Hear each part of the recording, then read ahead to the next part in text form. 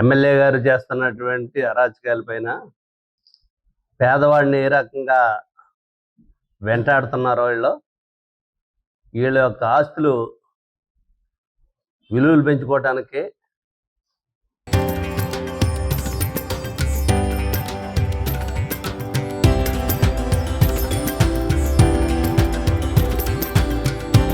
తరతరాలుగా తరగని స్వర్ణ బంధాలు మన మానిపల్లి జ్యువెలర్స్. నిన్న జరిగినటువంటి సంఘటనే ఒక ఉదాహరణ.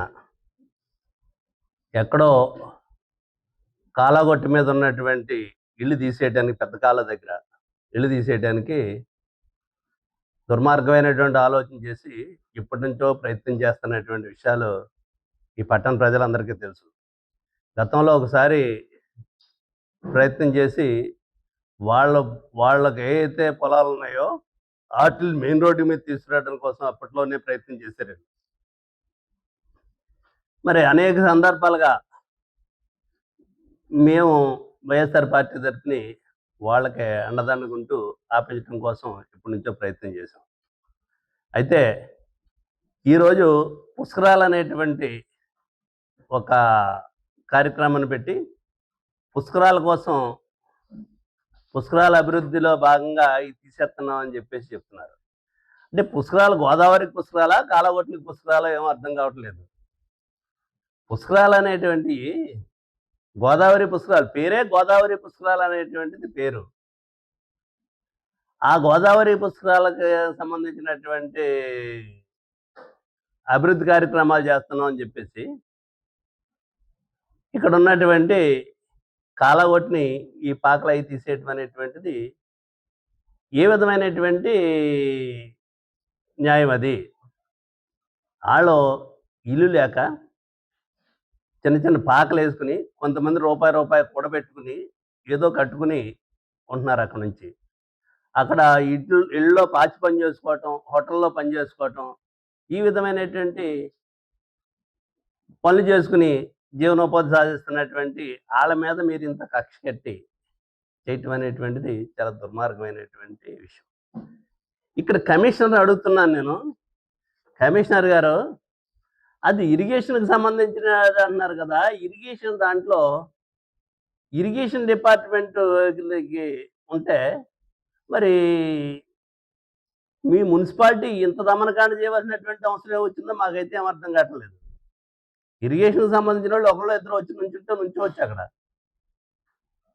కేవలం పోలీస్ డిపార్ట్మెంట్ కానీ, ఇరిగేషన్ డిపార్ట్మెంట్ కానీ, లేదంటే మున్సిపల్ డిపార్ట్మెంట్ కానీ ప్రభుత్వాలకే పనిచేయండి, తప్పేం లేదు. ప్రభుత్వాలకు ఊడికించేయకండి. ఇక్కడ ప్రభుత్వాలకు పనిచేసినా పర్లేదు, కానీ ప్రజాప్రతినిధులకి ఊడికించేసేటువంటి విధంగా మీరు పనిచేయటం ఏం చేస్తున్నారు మీరు? అర్ధరాత్రి కాడ మరి పగల ఎందుకు చేయలేదు? అంత 3 గంటలకు వచ్చి తీసేయవలసినటువంటి 3 గంటలకు వచ్చేసి 3 గంటలకు వచ్చేసి తీసేయవలసినటువంటి అవసరం ఏం ఏర్పడింది? ఇక్కడ 3 గంటలకే రాత్రి సమయంలో రండి 3 గంటలకే రాత్రి వచ్చేసి తీసేయవలసినటువంటి వాళ్ళు ఏమన్నా దొంగలా దోపిడీ చేస్తున్నారు? ఇక్కడ ఏ కారణం చెప్పని 3 గంటలకు వచ్చి తీసేయవలసినటువంటి అవసరం వచ్చింది? ఇది మంచి విధానం కాదు, దుర్మార్గమైనటువంటి ఆలోచన మీరు చేసేది. తీసేయడానికి ఆదివారం చూసుకుని 3 గంటల దాకా టైం చూసుకుని తెల్లవారుజామున వచ్చేసి నిద్రాహారాలు లేకుండా గడిపారు 4-5 రోజుల నుంచి, చాలా రోజుల నుంచి వాళ్ళందరూ పాపం పిల్లలతోటి వాళ్ళందరూ. దుర్మార్గమైనటువంటి విధంగా మీరు ఈ చర్య అనేటువంటిది ప్రజలందరూ చూస్తున్నారు. వెనకాల మీ ఆస్తులు పెంచుకోవటం కోసం, మీకు కావాల్సినటువంటి కార్యక్రమాలు చేసుకోవటం కోసం పేదవాళ్ళని వాళ్ళకి టిట్కోలో ఇల్లు ఇచ్చామంటారు. అక్కడ ఉన్న వాళ్ళందరూ నరకం చూస్తున్నారు. మాకు వద్దు బాబు ఈ ఇళ్ళు అని వీళ్ళు అంటున్నారు. టిట్కోలో ఇల్లు ఇచ్చామని మీరు అంటున్నారు.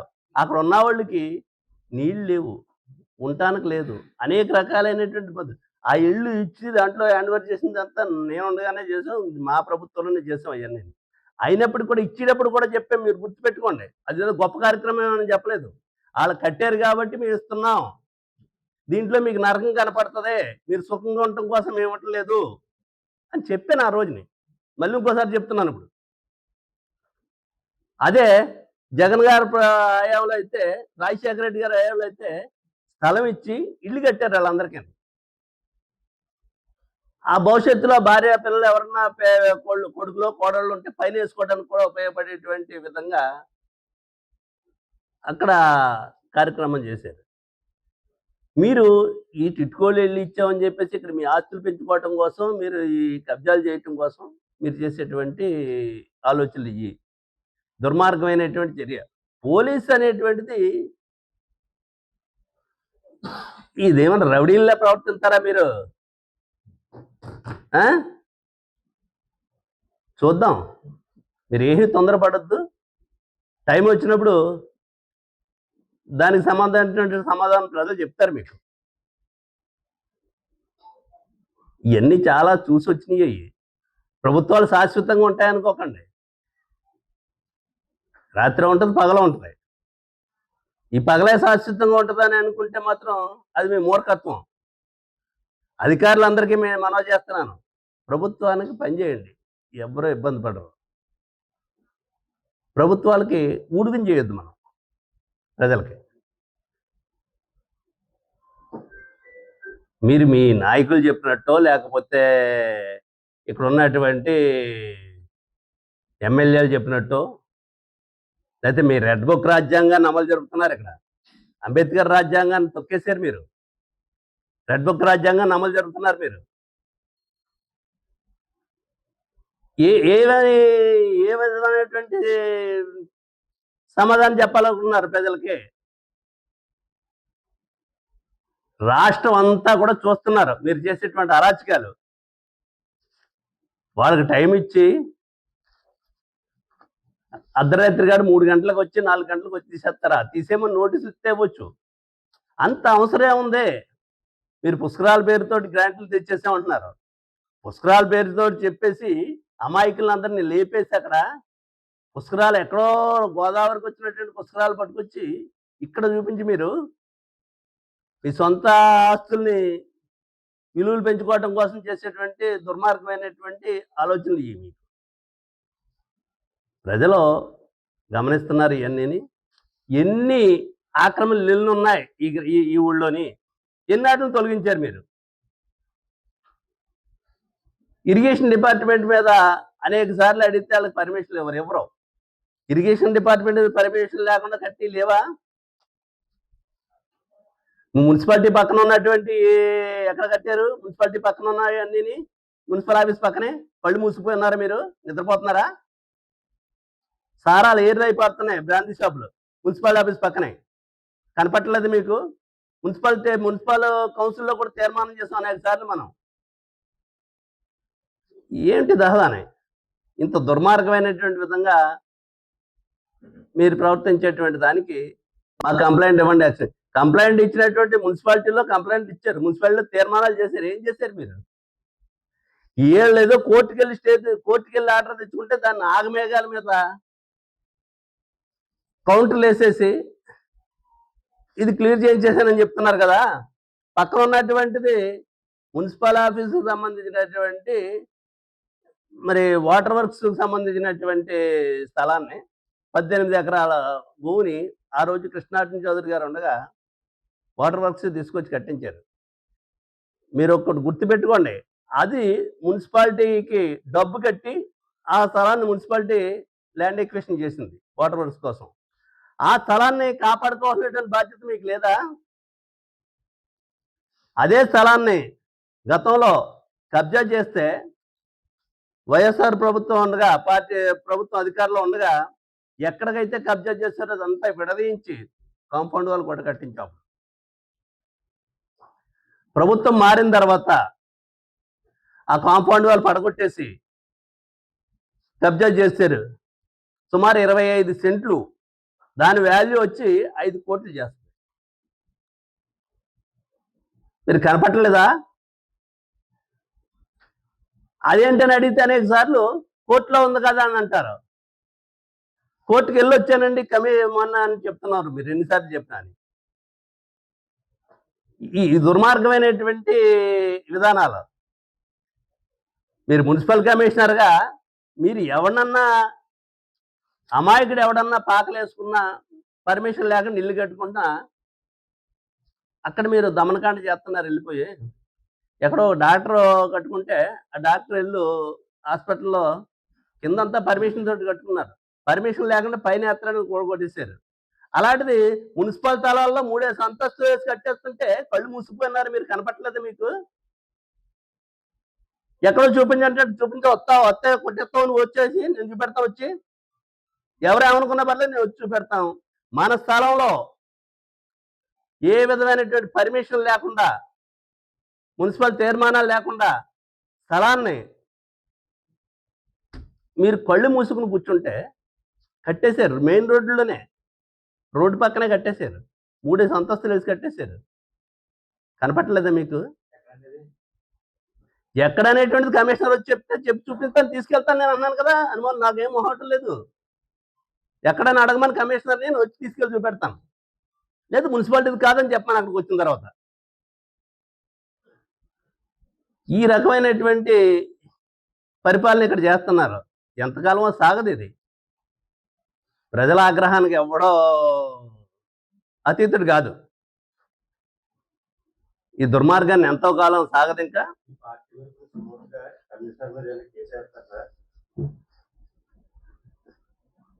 పార్టీ తరపున వేయడానికి ఇది పార్టీకి సంబంధించిన, ప్రజల తరపున మేము పోరాడుతున్నాం.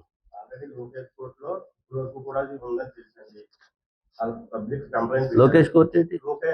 లోకాయుక్త కోర్టులో రేపు పుష్కరాలు రేపు అన్నాయా? పుష్కరాలు ఇంకా సంవత్సరం ఉన్నాయి. నువ్వు చెప్పింది నాకు అర్థమైంది. లోకాయుక్త కోర్టులో ఆ పిటిషన్ డిస్పోజల్ చేయలేదు. లోకాయుక్త కోర్టులో ఉండగా ఆ దాని మీద ఏమీ ఆర్డర్ రాకుండానే వీళ్ళు అర్ధరాత్రి కూడా వచ్చి లేపేశారు. అదేంటంటే లోకాయుక్తలో ఇంజక్షన్ ఆర్డర్ లేదు, ఇంకోటి లేదండి అని మాకు అని చెప్తున్నారు వీళ్ళు. చెప్తాను, ఇంజక్షన్ ఆర్డర్ లేదు. ఇప్పుడు ఏదైతే 28వ వార్డులో ఉన్నటువంటి స్థలాన్ని 5 కోట్ల రూపాయలు విలువ చేసేటువంటి వాటర్ వర్క్స్ సంబంధించినటువంటి కబ్జా చేశారు. దానికి ఇంజక్షన్ ఆర్డర్ ఉందా? లేదు కదా. ఇవన్నిటికి కారణం కమిషనరే. కమిషనర్కి ఏ విధంగా కమిషనర్ కానీ, కమిషనర్ కావచ్చు, రౌడీలుగా ప్రవర్తిస్తున్నటువంటి పోలీసులు కావచ్చు, వీళ్ళందరి సంగతి తేలి రోజు తేలుతుంది. ఈ లోపల వాళ్ళని ఏ విధంగా చట్టపరంగా ఏ విధంగా చర్యలు తీసుకోవాలో ఆ విధమైనటువంటి ఖచ్చితంగా తీసుకుంటాం. వాళ్ళ మీద రాజ్యాంగపరంగా మాకు ఉన్నటువంటి హక్కులు ఏవైతే ఉన్నాయో ఆ హక్కులను ఉపయోగించి వీళ్ళ మీద ఖచ్చితమైనటువంటి చర్యలు తీసుకుంటాం. వాళ్ళు ఉసురు కొడుతుంది, వాళ్ళ శాపనార్థాలు తగ్గుతాయి. పేదవాళ్ళు వాళ్ళు. ఒకసారి ఈ పుష్కరాల పేరు చెప్తున్నారు. 3-4 పుష్కరాలు చేశారు కదా, చూశారు కదా మీరు. ఇక్కడ ఉన్నటువంటి నాయకులందరూ చూశారు కదా పుష్కరాలన్నీ. ఇలా కొత్తగా వచ్చినాయి పుష్కరాలు.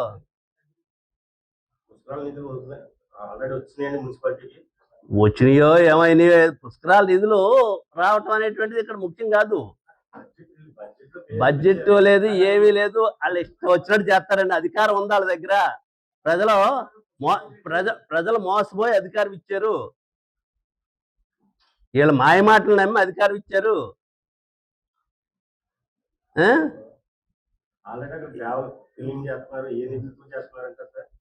ఏ నిధులతో చేస్తారో సొంతంగా పెట్టుకునే వాళ్ళు అన్న కాదు. ఆ గ్రావెల్ పుష్కరాల నిధులు ఏం కాదు. పుష్కరాల నిధులు ఇంకా రాలేదు. పుష్కరాలకు సంబంధించింది కాదు అది. అయితే ఉండొచ్చు, మున్సిపాలిటీ నుంచి తీసేస్తారో. లేదనుకుంటే అది అలా బాగు చేయడం వల్ల ఎవరికి ఉపయోగపడుతుందో వాళ్ళే చేయించుంటారు.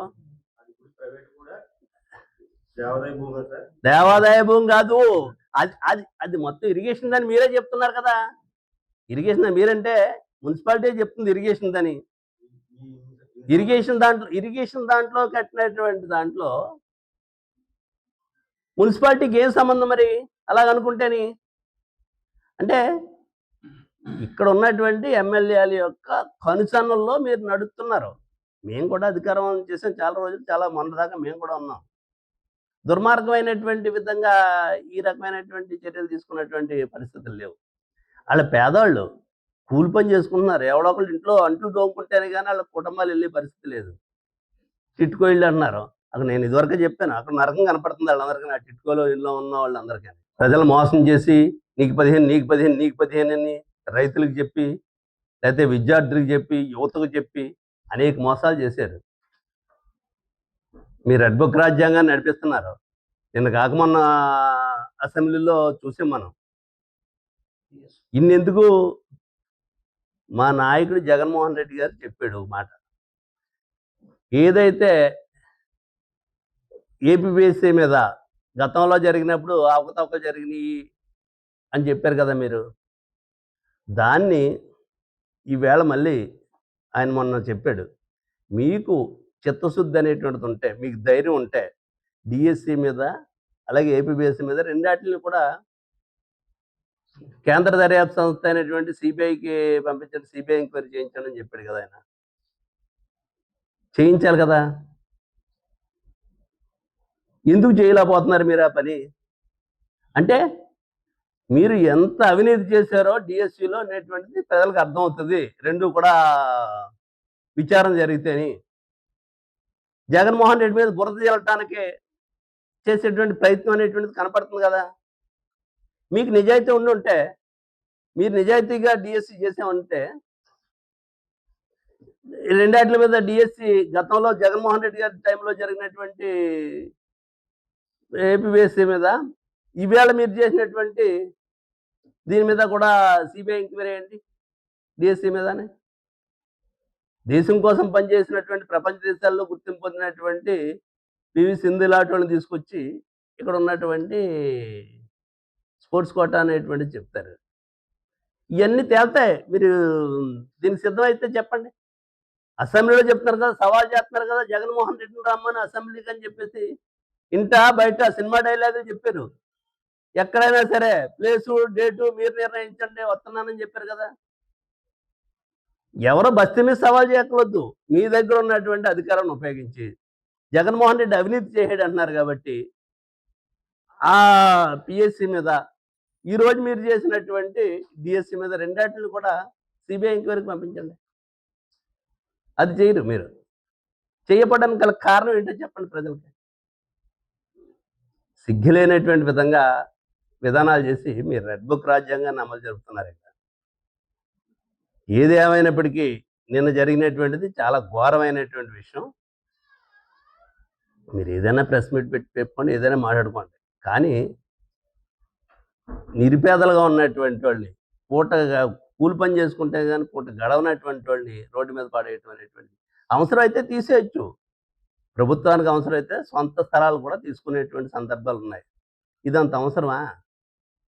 ఎక్కడో గోదావరి పుష్కరాల పేరు చెప్పి ఇక్కడ మీ ఆస్తులు పెంచుకోవటం కోసం ఇక్కడ తీసుకొచ్చి కాలగొట్టుల్ని ఉన్నటువంటి 3 పుష్కరాలు 4 పుష్కరాలు చూశారు వాళ్ళందరూ పాపం. ఖచ్చితంగా వాళ్ళ శాపనార్థాల్లో వాళ్ళ ఉసురు తగులుతుంది ఈ ప్రభుత్వానికి అనేటువంటిది మరొకసారి హెచ్చరిస్తున్నారు.